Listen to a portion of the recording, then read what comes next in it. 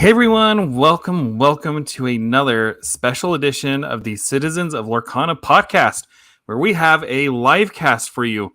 We are in the thick of reveal season for Ursula's Revenge, and today we are super excited to share with you some very exclusive cards that have never been seen before. So I'm going to send it over to James to start us off here. All right, let me see first. I got to get everything working right. You got it, James. Yeah, because this is a extremely professional operation, and we know everything that we're doing. And for the record, there will be no singing. I'm sorry. Shout out to Rebecca and everybody else, but I'm not that brave. No, there will be no singing. Okay, guys, so we have a card reveal, right? So here goes. We're going to see if this is going to work here. It's like, yes. Look at that. Oh, I think it's kind of already we know what kind of card it is, right? We know it's going to be a location because it's exerted. So let's just go on and look and see what it is, and we can start talking about it. And it's Atlantica, Amber location, the concert hall, 1 cost inkable with a 2 move cost and 6 willpower, and the ability underwater acoustics. Characters count as having +2 cost to sing songs while here. Now, this is a card that is, I think, specifically designed to help with, I don't know, something that just got introduced called Sing Together, maybe? And all of those 9 or 10 cost songs that we're all wondering how we're going to have enough characters on board to sing them. I mean, you throw that new Ariel singer on here who's got singer 7, and she's singer 9 now, and she can sing all but the 10 cost songs. That's pretty cool. Well, and not just Ariel. You can throw Sebastian on there. You can throw Gaston. Even the Minnie Mouse. They all get the singer +2. So that's pretty cool. And so even regular characters will benefit and help you to get to those higher cost songs, even quicker, which is pretty amazing. I think this now the move cost is a little high. So I think it's going to be possibly a little difficult to get it going fast. But as people are saying, since most people are playing Steel Song, the Treasure Planet, the map of Treasure Planet, of course, can come into play now. That isn't really getting used right now to allow you to bring out locations cheaper, which this would get played for free, and also to move cheaper. So each map out reduces the cost by 1. So just 1 map out, and this could help you. But no one is really using the map right now because it does cost 3 and it does require time to use, and may mess up your tempo. But if you can move characters cheaper, easier, and then start singing all of those high cost songs faster, maybe that is enough of a tempo shift to help you to play all of those. But yeah. I see that Dan and Lily did mention the 3-drop Ursula, or Deceiver of All, will be vicious with this. Lemon Lime, being able to sing all of those songs. Ursula being able to sing 5 cost songs twice is, yes, very, very, vicious, incredible, amazing, awful. All of those things. Deceitful. She's very deceitful. Yes. I would like to point out that with the 1, not only does this turn any 1 cost character into something that could sing Friends on the Other Side, but you get the 1 cost Cinderella on this, and now Cinderella can sing stuff like Grab Your Swords and Whole New World, which is like crazy. Yeah, exactly. The 1-drop Cinderella will be able to sing things on, I think it's turn 3? It's turn 3, right? We'll be able to sing 5 cost songs on turn 3 if you don't manage to get. Would be the earliest. Yeah. So they can get this stuff done on turn 3 when normally you would have to shift the Queen or the Robin Hood or wait for turn 4 when after your Ariel has already hit the field and is ready. So yes, this is a good card. We'll have to see how it gets put into decks and if people do make it usable in meta decks, but at the very least, it's going to be very fun to put into themed decks and into singer decks for sure. It's a beautiful card too. I love that art. Exactly. I love the bubbles running up the side. Yeah. And I mean, the artist is Alex Shin. It's a common, so we're going to be getting this plenty of these. You'll never be able to have. You'll never have a problem getting one of these, and it's inkable, which I think is amazing as well. So, is there anything else we need to talk about before we move on to the next card? I don't think so. Nothing. All right. So, if you guys, what we'll do after we reveal the card is maybe we'll do a little bit of talking about them with chat. And oh yeah, Mushu says the next card, and Beast Spirit asks, "There's more?" Why, yes. Oh, wait, there's more. Wait, there's more. All right, Order Jared, now. I think I'm it's your very turn. excited for this one. Are we ready, Jared? Are you ready? I'm ready. Okay. We're just Bring gonna it go on. right to it. Maybe. We got to get everything working right here. Okay. All right. So here's my boy Flounder, and I know what you're thinking. You're thinking Flounder looks kind of scared there. He is not scared. He is getting ready. He's excited, and he's about to go on an adventure. That's just his like poker face. So this is Flounder, and I wish I could say that this was a card for Flounder, but it's not. So James, reveal the next portion. Let's see the full art here. Okay, so this card is Ariel. Okay, Ariel. And the reason why I had to give Flounder his moment to shine is because this card is pretty good. Yes, it's uninkable. It costs 6. She's on she's on Sapphire, 3 strength, 4 willpower. She has ward, 3 lore, and she has the ability, while you have more items in play than each opponent, this character gets +2 lore. So I'm just saying, between this Ariel, between the new Aurora that protects your item, and the Scuttle that was revealed today, there is the potential for Sapphire to have a really strong item slinger deck. And I'm very excited to see how this card plays out. What do you guys think about this? This card is amazing, actually. I mean, it's a 6-drop that lets you earn 5 lore if you have more items, and on the very next turn, you can play the dime and be ready to earn 5 lore with this character. With Ward, there's not much that's taken down this character if you don't exert it until you're ready to earn that 5 lore. The other thing this does is the new song that was revealed, the 6-cost song that, I don't know, gets 2 items out of your discard. This character can sing it, so it's perfect synergy there.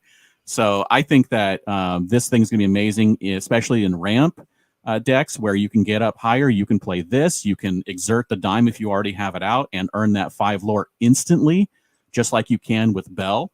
But this one is a little harder to take down than Bell because it has ward, and until you exert it, there's only like 3 or 4 things in the game currently that can actually take down this card if it's not exerted. It's pretty incredible. I think this card is going to go very well with Lucky Dime. Sorry, go ahead, Adara. Yeah, no, I totally agree, Jared. I like that she is just 3 lore straight up as well. Like that bonus 2 should be pretty easy to get when you're playing blue most of the time, or Sapphire. But I love that she's a straight up 3 lore and she gets that total of the 5. And just even her 6 cost, I think, is really helpful there, like compared to Tamatoa, who is a lot more dependent on the number of items in play. Like, as long as you have more than your opponent, like, she gets her bonus lore, which is super nice. Yeah, and if you don't have items out currently, that new card, new Scuttle, obviously will help you find an item. The song will help you get one out of your discard if you've banished some popsicles to get some draw with Hiram, or to heal. So I mean, there's a lot of things you can do to make this card work, and I think that there's going to be some decks built that really take advantage of this card. It's basically the new Bell, but with ward, which I think just makes it that much better. And of course, 6 cost uninkable is a little high, but as we know, in ramped Sapphire ramp decks, it's really not that big of a deal. It's true. And I'll be honest, I see Hobbies and Happiness here commenting. This card made me think of their crab control deck this will be the perfect fit for that item slinger deck with Tamatoa. Yeah, it's great. So anything else we wanted to say about this card? I think that I think someone was mentioning the stuff that she's carrying and or has in her bag on the art. Not entirely sure what that is. I mean, she looks like she has a scroll and maybe one of those spheres in her bag, and then whatever she's holding is interesting. Yeah, I don't think we've seen anything like that up to this point. What she is holding is definitely a unique piece. Yeah. Well, at this point, let's kick it over to Adara to wrap things up here. Yeah, so we actually have a third card to reveal today. Whoop whoop. So, of course, we have to tie it back to Flounder. So, just to give the flavor text a chance to shine, it's Flounder saying it looks like it's been here forever. So, any thoughts or guesses on maybe what Flounder is talking about here? Floodborn Flounder. Floodborn, right? He's like, well, he's talking. It says it looks like it's been here forever. Are we like thinking maybe a thing? Like, could it be a skeleton? A skeleton would have been there forever, like a whale skeleton or something like that. Under it has to be under the sea, so it could be a ship. It could be some treasure. Should we just show everyone and talk about it? Let's find out what Flounder's looking at. So we do have the hidden Inkcaster in Emerald, surprisingly here. So it is a 2-cost uninkable card that is an item. And this is the card Emerald players have been waiting for. So the first ability is Fresh Ink, which is essentially the popsicle. So when you play this item, draw a card. And that alone would be very, very nice. But we get this amazing second part to its ability called Unexpected Treasure, which makes all cards in your hand count as having the inkable symbol. So Emerald, which has struggled with uninkables and draw in the past, this card is helping with both of those things. And it is just amazing as a card. Any thoughts from you guys, James, Jared? Okay. When we first got this card to reveal and I saw this one, I did a double take and then I zoomed in to see what that symbol was because I'm like, oh, why? How do all cards count as having strength? Don't they already have strength? And then I zoomed in. I'm like, oh, and my mind was blown. I think that this card is instantly going to be one of the best cards in this set, honestly, because being able to make all those good Emerald cards and any ink you put with it to where anything is inkable, you never have the brick hand again once this comes out on turn 2. That alone makes it worth its weight in gold, and it's a common. Yeah, it's a common. And the thing that I liked about this, it's kind of like you said, it's a popsicle because it replaces itself. But it's also like Fishbone Quill because, I mean, you don't get to ink a card out of your hand, but it turns every card into your hand, something that can be inkable. And I think that this card is going to see a lot of play. Yeah. It's crazy. And I want to call out the artist again here, Adam Fenton. Just did a really nice job on making this look like super magical in this like what looks like a hidden cave. And I just love how this card ties into this lore story that we're getting kind of overarching from the cards that we're seeing in Ursula's return so far. Like this Inkcaster like creates so many questions for me. I think this is a really nice tidbit to have. And the fact that Ariel is finding this with Flounder, I think is a really cool tidbit as well. All right. So what are your guys' thoughts in the chat? The chat went a little crazy as soon as they saw what the second ability was. I'm sure they did. So here's and this is what I wanted to show, which is why we did spend a second talking about Ariel's item that she's holding. It is the hidden Inkcaster. So her and Flounder found it, and that is now part of the lore. Is that Ariel found the hidden Inkcaster, and so maybe let's talk about the lore for a second. Triton's Trident is in the hands of Ursula. Do we think maybe this hidden ink caster is some kind of powerful ink caster that is going to help them defeat Ursula? I think it's interesting. This has a hole in it that looks like it could be holding something.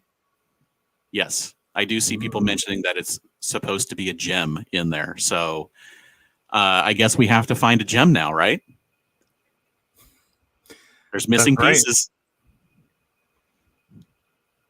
I don't know. I'm just still blown away that there's now all the emerald cards and anything you pair it with is ink. It's just blowing my mind. It's like, it's essentially what Quill allowed you to do is to ink something extra, and now this is allowing you to do the same thing. So, I don't know. It's just I couldn't believe we got this card to reveal with how good it is, and the fact that it's a common. That's the crazy thing.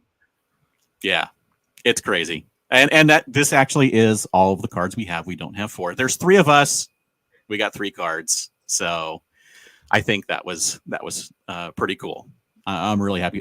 Which leads me to say thank you so much to Ravensburger and Team Lorcana for letting us reveal these 3 cards.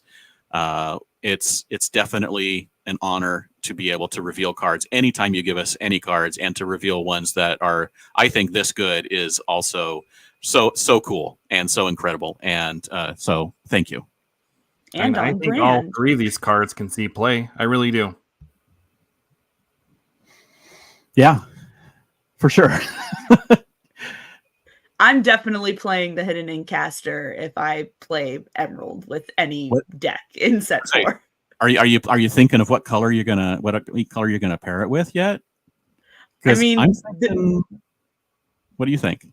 I'm really liking the murmurs I'm hearing of the Emerald Amethyst going around, and I think this only helps that kind of deck kind of build out. So I'm thinking I like the prospects of doing this with Amethyst to get a little bit of draw in there as well.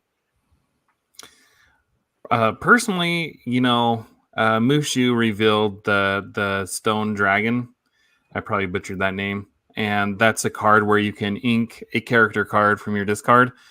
And Sapphire obviously wants to play items this set. And so if you're using a Holding World and cycling through for those items, plus you have the Stone Dragon there, I think that, I'm no deck maker, okay? These are just the inklings of a deck that I have in the back of my mind. But I think there's a deck there that could be potentially very good. Yeah, I agree. I think that this is going to open up some of the colors we really haven't seen in the meta at all. Sapphire and Emerald look like a pretty good combination now is possible to build with these Emerald items that are knocking it out of the park, and the ability now to where now this Ariel card can be inkable if you happen to draw it early and you can't play it yet. You can ink it until you get, or you draw 2 in your mulligan, ink one of them after turn 2, right? I mean, it's definitely going to open up a lot of things. I think Lemon Lime, Amber Emerald is going to get even more powerful. Emerald Steel is just going to get more powerful. I don't know. I think that there's just going to be so many things that we thought that this meta was diverse. What happens when even more ink combinations get good decks? I'm here for it. Yeah, even pairing this up with Ruby, that typically likes to run a lot of uninkable, stronger cards right now, could be a really killer combination. All right. Is that? I think that's about it. I think that we're just gonna get this reveal done. We talked about it for a second, and I don't know. I think we just get out of here and let you guys all enjoy the rest of the evening, or in some cases, go to sleep since you waited for this reveal. Or Kana Villain, go get some sleep. If you liked what you heard, you can follow us on YouTube, and if you're listening to this on the podcast, you can follow us on the podcasting platform of your choice. But thank you, everybody who tuned in to our live stream. This was a lot of fun. We keep saying that we need to do more live streams, and one of these days it's actually going to happen. Because it is kind of fun, and it would be really cool to just interact with everybody in the audience. I'm just super appreciative for everybody that showed up. Indeed. And so, you know where you can find us. Adara, where can people find you online? I'm on Twitter at Ochem102 and all over Discord as Adara of Lorcana. And I can be found everywhere online at Dan Regal. And also, starting next week, you can find me on the San Diego Comic-Con unofficial blog, SD Concast, the only podcast covering Comic-Con every week leading up to the big show. If you're interested in Comic-Con or you're going, you probably should start tuning in and following the unofficial blog. And so thank you all for joining us for this special reveal. Thank you again to Ravensburger and Team Lorcana. And thank you all for listening. And you can find me on the website formerly known as Twitter at Citizens. I thought you did that already. Well, I talked about our podcast. Oh, but right. Also, for everybody who's still here, if you want more Lorcana stuff tonight, there's a great group of people that are starting a new... It's going to be on Twitter. It's going to be on X. It's a space. It's called Vox Lorcana. They are having their first episode today, so go give it a look, and we'll see you all next time. All right. Thank you all for listening. Bye, everyone.